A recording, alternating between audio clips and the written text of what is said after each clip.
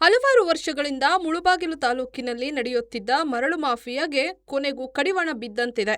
ಕಾರಣ, ಸುಮಾರು 2 ವರ್ಷಗಳಿಂದ ಶ್ರೀಮತಿ ಗೀತಾ ಮುಳುಬಾಗಿಲು ತಾಲೂಕು ದಂಡಾಧಿಕಾರಿಗಳು ಇವರು ಇಲ್ಲಿಗೆ ಬಂದಾಗಿನಿಂದ ತಾಲೂಕು ಕಚೇರಿ ಅಧಿಕಾರಿಗಳು ಕೂಡ ನಿಷ್ಠಾವಂತರಾಗಿ ಕಾರ್ಯನಿರ್ವಹಿಸುತ್ತಿದ್ದಾರೆ.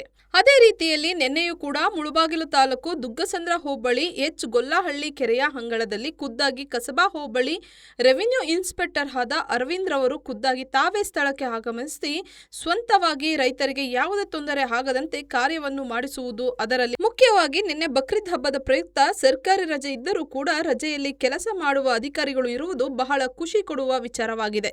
ಇದಕ್ಕಿಂತ ಮುಂಚೆ ಕೆರೆಯಲ್ಲಿ ಕದಿಮರು ರಾತ್ರಿ ಸಮಯದಲ್ಲಿ ಮರಳನ್ನು ಕಬ್ಜಾ ಮಾಡಿರುವ ದೊಡ್ಡ ಕಾಲುವೆಗಳು ಮುಚ್ಚಿಸಿ 1 ಮೀಟರ್ ಡಿಪ್ ಅಗೆದು ರೈತರಿಗೆ ತೊಂದರೆ ಆಗದಂತೆ ಸ್ಥಳದಲ್ಲಿ ನಿಂತು ಕಾರ್ಯ ಮಾಡಿಸಿದ್ರು. ಇನ್ನು ಇದೇ ಸಂದರ್ಭದಲ್ಲಿ ತಹಸೀಲ್ದಾರ್ ಗೀತಾ ಮಾತನಾಡಿ, ಮುಳುಬಾಗಿಲು ತಾಲೂಕಿನಲ್ಲಿ ಯಾವುದೇ ಕೆರೆಗಳಲ್ಲಿ ಮರಳು ಮಾಫಿಯಾ ಹಾಗೂ ಮಣ್ಣು ತೆಗೆಯುವ ಕಾರ್ಯ ಮಾಡಿದರೆ ಅಂತಹ ವಾಹನಗಳನ್ನು ಸ್ಥಳದಲ್ಲೇ ಜಪ್ತಿ ಮಾಡಿ ಕಾನೂನು ಕ್ರಮವನ್ನು ಕೈಗೊಳ್ಳುತ್ತೇವೆ ಎಂದು ಖಡಕ್ ಆಗಿ ಎಚ್ಚರಿಕೆ ನೀಡಿದ್ರು. ಸಂಪೂರ್ಣ ನ್ಯೂಸ್, ಇದು ನೊಂದವರ ಧ್ವನಿ.